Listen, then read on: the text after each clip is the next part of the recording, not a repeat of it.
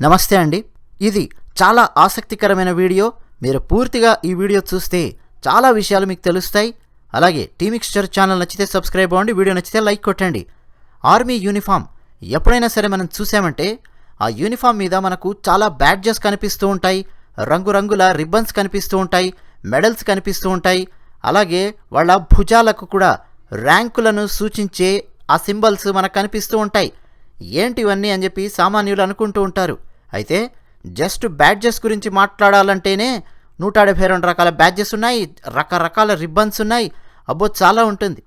మొత్తం అవన్నీ చెప్పాలంటే క్లాసెస్గా చెప్పాల్సి ఉంటుంది. అన్నీ ఒక వీడియోలో కవర్ చేయడం అనేది ఇంపాసిబుల్.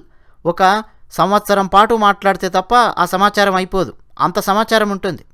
నేను ఈ వీడియోలో కొన్ని కవర్ చేయడానికి ప్రయత్నం చేస్తాను, మీకు కూడా ఆసక్తికరంగా ఉంటుంది అని చెప్పి నేను భావిస్తూ ఉన్నాను. అలాగే let us respect YouTube rules and regulations. So నేను కొన్ని మీకు చూపించను, ఆయుధాలు లాంటివి అయితే నేను అసలు చూపించే ప్రసక్తే లేదు ఈ వీడియోలో. ఆర్మీలో పారా ఫోర్సెస్ అని చెప్పి ఉంటాయి, వాళ్లలో కొన్ని బ్యాడ్జెస్ మనం చూద్దాం. Let us begin now.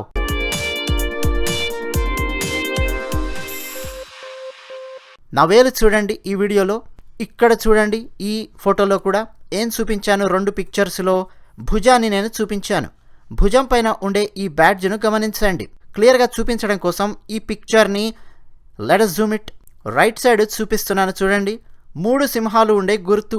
ఇది ఉంది అంటే ఆ వ్యక్తి డెసిగ్నేషన్ ఆర్మీలో మేజర్ అని చెప్పి మీరు గుర్తుపెట్టుకోవాలి. ఈ భుజం మీద 3 సింహాలు ఉన్నటువంటి సింబల్, ఆ భుజం మీద 3 సింహాలు ఉన్నటువంటి సింబల్ 2 భుజాల మీద ఉంటుంది. ఆర్మీలో ఆఫీసర్ క్యాడర్లో 6 నుంచి 7 సంవత్సరాల పాటు ఎక్స్పీరియన్స్ ఉండాలి. సాధారణంగా అయితే 6 సంవత్సరాల ఎక్స్పీరియన్స్తో పర్ఫెక్ట్గా తన డ్యూటీ తాను సక్రమంగా చేస్తూ ఇంటర్నల్గా ఉన్న అన్ని ఎగ్జామ్స్ పాస్ అయితే మేజర్ సాబ్ అయిపోతారు. అయితే ఆఫీసర్ క్యాడర్ అని చెప్పి సామాన్యులకు అర్థమయ్యే భాషలో నేను చెప్పాను, కానీ ఆర్మీ వాళ్ళు మాట్లాడే భాషలో చెప్పాలి అంటే 6 సంవత్సరాలు కమిషన్డ్ సర్వీస్ చేసి ఉండాలి. మేజర్ ఒక కంపెనీని మొత్తం చూసుకుంటారు. ఆర్మీలో ఆ గ్రూప్స్ని, ఆ టీమ్స్ని బెటాలియన్స్ గాను, రెజిమెంట్స్ గాను, కంపెనీస్ గాను విభజిస్తారు. దాని గురించి మనం మరో వీడియోలో తెలుసుకుందాం. ఒక కంపెనీలో 80 నుంచి 150 మంది దాకా సోల్జర్స్ ఉంటారు. అందులో మళ్ళీ రకరకాల ర్యాంక్స్లో ఉన్న వాళ్ళు ఉంటారు. ఐడియల్గా అయితే 110 నుంచి 120 మంది ఒక కంపెనీలో పనిచేస్తూ ఉంటారు. సో అంతమందిని వాళ్ళందరికీ మార్గదర్శనం చేయవలసినటువంటి అవసరం ఉంటుంది. ఈ వీడియోలో నా వేలు చూడండి, లెట్ us జూమ్ ఇట్. ఇంకా జూమ్ చేస్తాను. ఎలా ఉంది సింబల్, ఆ బ్యాడ్జ్ పారాచూట్ చూస్తున్నట్టుంది. పారాట్రూపర్స్ అని చెప్పి పిలుస్తారు మన భారతీయ ఆర్మీలో. ఈ సింబల్ని పారా వింగ్స్ అని చెప్పి పిలుస్తారు. బేసిక్ పారాచూటింగ్ కోర్సు ఎవరైతే పూర్తి చేస్తారో భారతీయ ఆర్మీలో, అదిగో వాళ్ళు మాత్రమే ఈ బ్యాడ్జ్ ధరించడానికి అర్హులు. రైట్ చెస్ట్ పాకెట్ మీద ఈ బ్యాడ్జ్ను ధరిస్తారు. పారాట్రూపర్స్కు ఇచ్చేటటువంటి ట్రైనింగ్ స్కూల్ ఆగ్రాలో ఉంది. మరి హెలికాప్టర్స్ నుంచి తాడు వేసుకొని దిగాల్సిన పరిస్థితే రాదు. కొన్ని సందర్భాలలో హెలికాప్టర్స్ నుంచి పారాషూట్లో దిగవలసినటువంటి అవసరం వస్తుంది.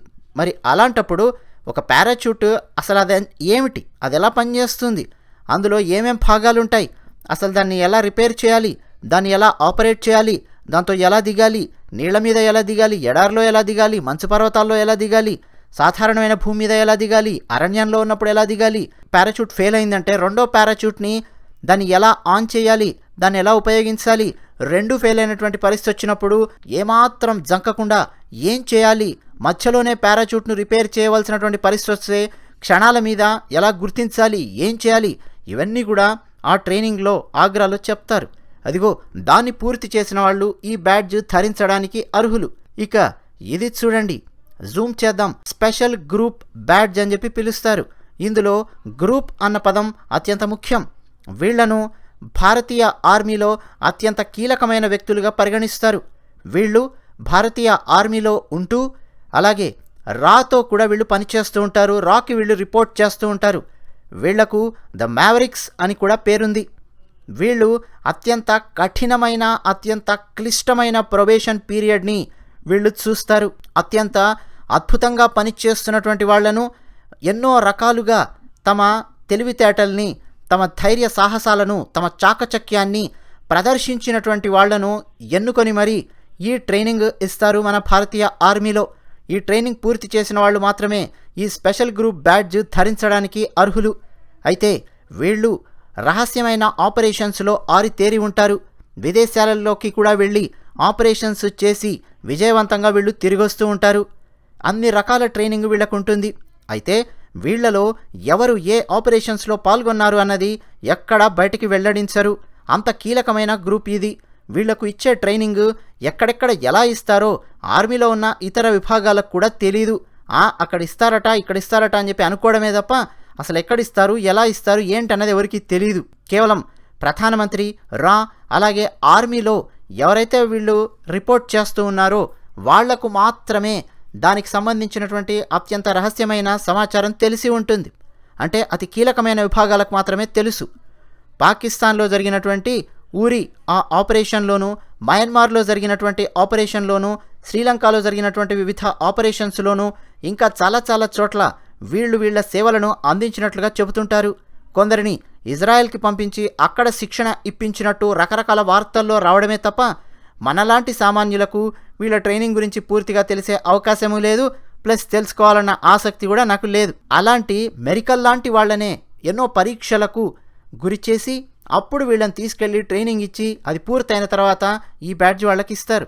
ఇది చూడండి, జూమ్ చేద్దాం, త్రిశూలంలా కనిపిస్తోంది కదూ, కానీ కాదు, స్పెషల్ ఫోర్స్ బ్యాడ్జ్ అని చెప్పి పిలుస్తారు.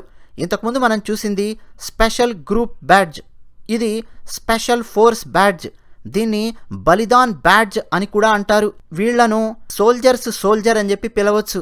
అంటే సైనికులకే సైనికులు అని చెప్పి వీళ్లను పిలుస్తూ ఉంటారు. 100 మందిని తీసుకొని ట్రైనింగ్ ఇస్తే 5 మందికో 6 మందికో వస్తుంది. అంత కఠినమైనటువంటి ట్రైనింగ్, అందరూ దీన్ని పూర్తి చేయలేరు. 4 ఫేజెస్గా ఈ ట్రైనింగ్ ఉంటుంది అని మాత్రం మనకు పబ్లిక్ ప్లాట్ఫామ్లో కొంత సమాచారం తెలుస్తూ ఉంటుంది. అయితే ఈ ట్రైనింగ్ సిలబస్ ఏంటి అన్నది పూర్తిగా ఎవరికీ తెలియదు, ఎప్పటికప్పుడు మారిపోతూ ఉంటుంది. అసలు దాని సిలబస్ని, దాని ట్రైనింగ్ మాన్యువల్ని ఇలా పెట్టి ఇదిగో ఇలా ట్రైనింగ్ ఇస్తాము అని చెప్పి ఎక్కడా పబ్లిష్ చేయడం అంటూ ఉండదు.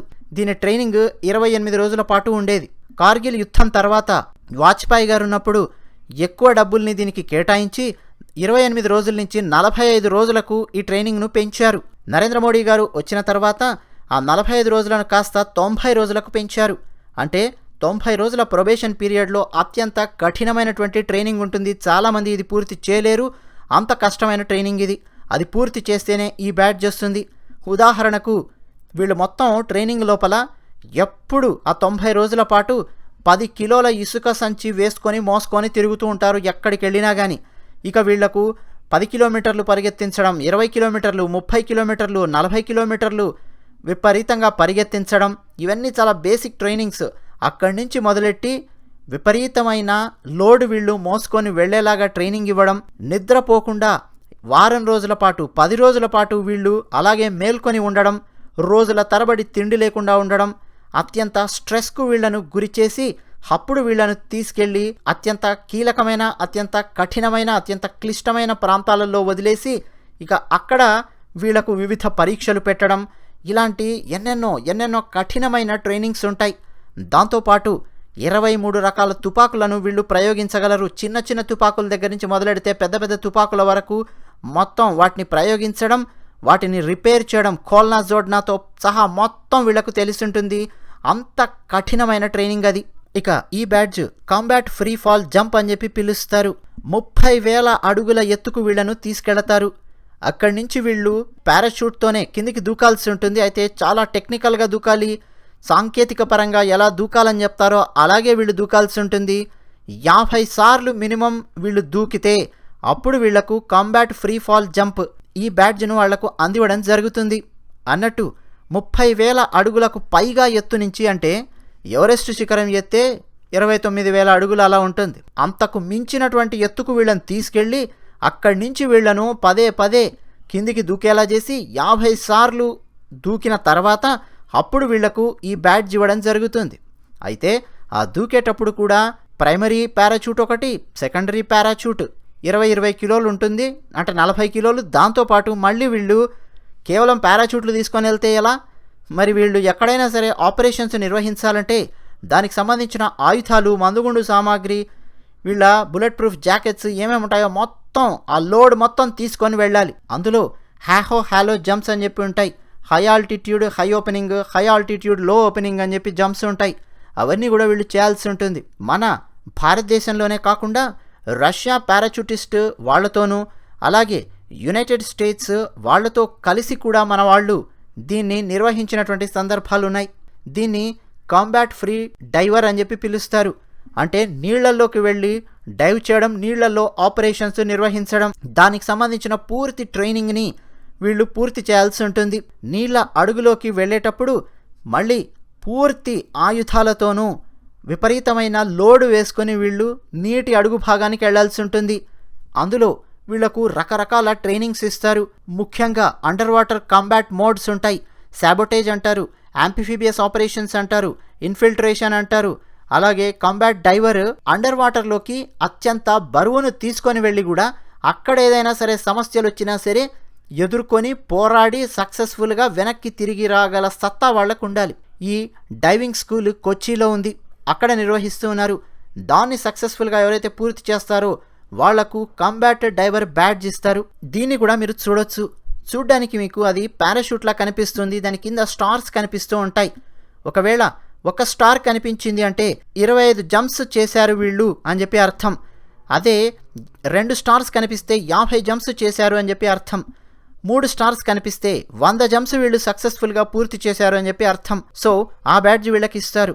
ఇక మళ్ళీ నా వేలు ఒకసారి చూడండి. వీటిని సర్వీస్ బ్యాడ్జెస్ అని చెప్పి పిలుస్తారు.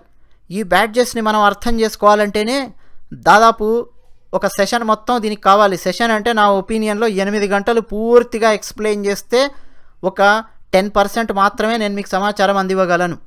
అంత సమాచారం ఉంటుంది ఈ సర్వీస్ బ్యాడ్జెస్ మీద. మనకు జస్ట్ చూడ్డానికి రంగులల్లో రంగురంగులుగా అలా కనిపిస్తూ ఉంటాయి. వాటి వెనక చాలా సాహసం ఉంటుంది, వాళ్ళు చేసినటువంటి సర్వీస్ ఉంటుంది. సరే, వీటిని సర్వీస్ రిబ్బన్స్ అని చెప్పి కూడా పిలుస్తూ ఉంటారు. జస్ట్ నా వేలు ఒకసారి చూడండి.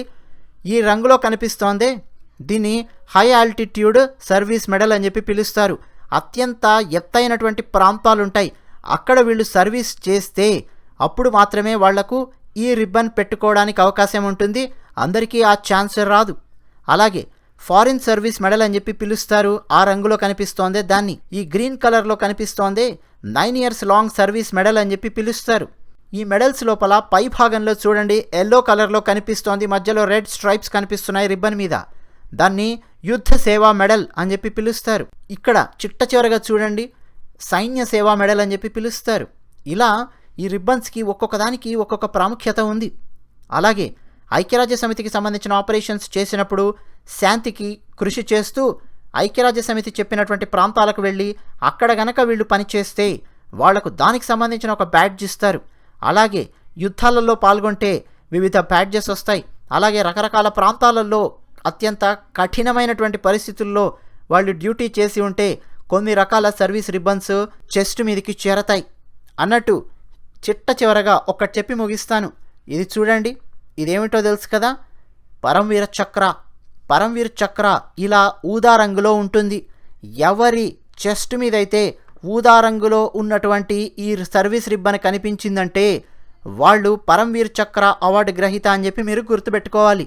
కానీ ఈ సర్వీస్ రిబ్బన్ని ఆర్మీ ఆఫీసర్స్ చెస్ట్ మీద మనం చూడడం అన్నది అంత సులభమైన విషయం కాదు. ఎందుకంటే అత్యంత కష్టమైన అత్యంత క్లిష్టమైనటువంటి ఏకైక మిలిటరీ అవార్డు మన భారతదేశంలో ఏదైనా ఉంది అంటే అది పరమవీర చక్ర. అంత సులభంగా రాదు. దాని గురించి మనం పూర్తిగా మరో వీడియోలో తెలుసుకుందాం. అలాగే వీటితో పాటు అశోక చక్ర, శౌర్య చక్ర ఇలా రకరకాల మెడల్స్ కూడా ఉంటాయి. ఎస్, అవన్నీ వారు ధరిస్తూ ఉంటారు. అన్నట్టు ఇప్పుడు నేను ఈ వీడియోలో మీకు చెప్పిన వాటిలో ఒక పరమవీర చక్రాను కాస్త పక్కన పెడితే మిగతా ఎన్ని బ్యాడ్జెస్ అయితే నేను చెప్పానో అన్ని బ్యాడ్జెస్ని మేజర్ ర్యాంకుతో సహా కలిగి ఉన్నటువంటి వాళ్లను ఊరిలో సర్జికల్ ఆపరేషన్స్ చేశారే మన భారతదేశం తరఫున, ఎస్ వాళ్లను పంపించారు అని చెప్పి చెప్తూ ఉంటారు. మీరు ఊరి సినిమా మీరు చూశారంటే, వాళ్ళ సర్వీస్ బ్యాడ్జెస్ మీరు చూశారంటే మీకు సులభంగా అర్థమైపోతుంటుంది. హీరో అతను ధరించినటువంటి ఆర్మీ యూనిఫామ్ని మీరు చూస్తే పూర్తిగా మీకు అర్థమైపోతుంది. ఇందులో ఉన్నటువంటి చాలా బ్యాడ్జెస్ అతని యూనిఫామ్ మీద మీకు కనిపిస్తూ ఉంటాయి. వచ్చే వీడియోలో ఆర్మీ ర్యాంక్స్ గురించి మరికొన్ని అవార్డ్స్ గురించి మనం తెలుసుకోవడానికి ప్రయత్నం చేద్దాం. మరి ఈ వీడియో వింటున్న వాళ్ళలో మీలో ఎవరైనా సరే భారతీయ ఆర్మీకి పనిచేయాలి అన్న ఉత్సాహం మీకుంటే తప్పకుండా పనిచేయండి, దేశానికి సేవ చేయండి. ఏ రకంగా ఈ ప్రపంచ శాంతి కోసం కృషి చేయడంలో మనందరం భాగస్థులమైన మనందరం కూడా ధన్యులం అని చెప్పి అర్థం చేసుకోవాలి. నరేంద్ర మోడీ గారు చెప్పినట్టు ధైర్యవంతుడే శాంతిని కోరుకోగలడు. ఎస్, ఈ స్థాయి ధైర్యం, ఈ స్థాయి సాహసం, ఈ స్థాయి ట్రైనింగ్ ఉన్నటువంటి వాళ్ళు మన భారతదేశంలో తయారవుతూ వస్తున్నారు. కాబట్టే ధైర్యం మనకు ఉంది, కాబట్టే మనం ఎప్పుడూ శాంతిని కోరుకుంటూ ఉంటాం. అయితే మన దేశపు శాంతిని ఎవరైనా సరే విచ్ఛిన్నం చేయడానికి ప్రయత్నం చేస్తే ఖచ్చితంగా భారతదేశం వెంటనే ప్రతిస్పందిస్తుంది. అంతెందుకు, ప్రపంచ శాంతిని భగ్నం చేయడానికి ప్రయత్నం చేసే ఎలాంటి చర్యలైనా సరే భారతదేశం ఎప్పుడూ ఖండిస్తుంది. ప్రపంచ శాంతి కోసం భారతదేశం ఎప్పుడూ కృషి చేస్తుంది. ఐక్యరాజ్య సమితితో కలిసి నడుస్తుంది భారతదేశం. ఇది మన భారతదేశం యొక్క గొప్పతనం. జై హింద్.